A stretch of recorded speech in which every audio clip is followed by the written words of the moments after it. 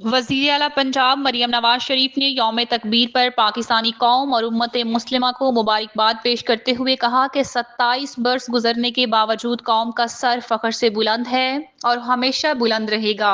उन्होंने कहा कि पाकिस्तान का एटमी ताकत बनना सिर्फ मुल्क ही नहीं बल्कि पूरी उम्मत मुस्लिमा के लिए फख्र का बाइस है। मरियम नवाज शरीफ ने इस मौका पर कहा कि 28 मई 1998 को चागी में बुलंद होने वाला नारा तकबीर आज भी फिजा में गूंज रहा है।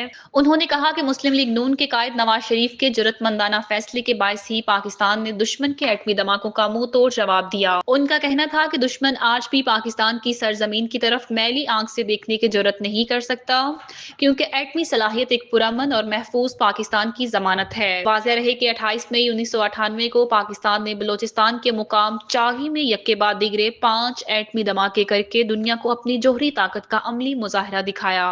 इन तजर्बात के बाद पाकिस्तान दुनिया की 7वीं और मुस्लिम दुनिया की पहली एटमी कुव्वत बन गया। ये इकदाम न सिर्फ भारत के एटमी धमाकों का जवाब था बल्कि जनूबी एशिया में दफाई तवाजुन कायम करने के लिए भी जरूरी था।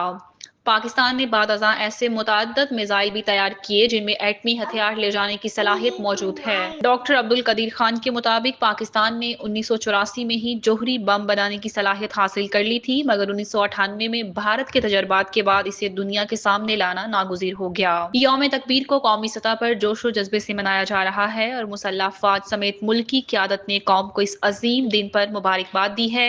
ये दिन न सिर्फ पाकिस्तान की जोहरी खुद मुख्तारी का निशान है बल्कि कौमी अज़म, इत्तेहाद और कुर्बानियों की लाजवाल मिसाल भी है।